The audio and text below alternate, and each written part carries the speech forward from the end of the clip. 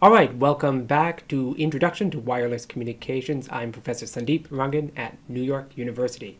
So in the previous unit, we looked at the physical mechanism underlying fading, which is one of the most important phenomena in wireless communications. Today, or at least in this unit, I'm going to look at some of the system effects of fading, and in particular, we're going to focus on how it affects coded modulation. So with that in mind, going through this unit, I'm hoping you're going to learn the following. First, we're going to review uncoded communication. So all of this you should have covered in your digital comm class, but I'll give you a quick review if you just need a refresher. About first, that is symbol mapping to Comm constellations.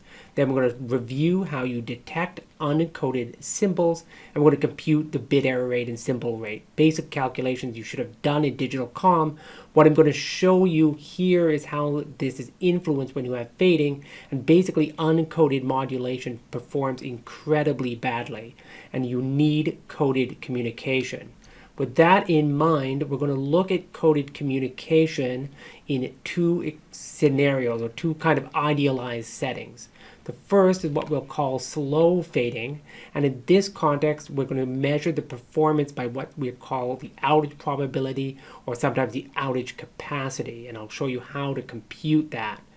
In the second scenario, where you get the real gains from coding, it's what's called fast fading. I'm going to show you how to compute something called the ergodic capacity, and this will indicate at least a potential for being able to overcome these problems with fading.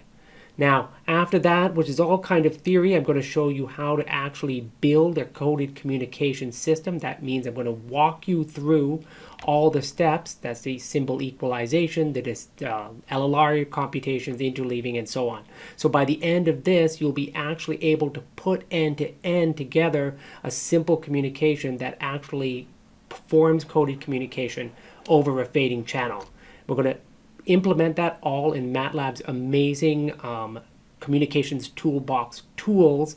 This means we won't have to go actually re-implement any of these blocks. We'll just have to kind of string them together intelligently. But if you do want to go back and look at how to build any one of those blocks, like a channel decoder, go back and just refresh that in your digital comm class. Today, I'm just going to look at it more at a systems level.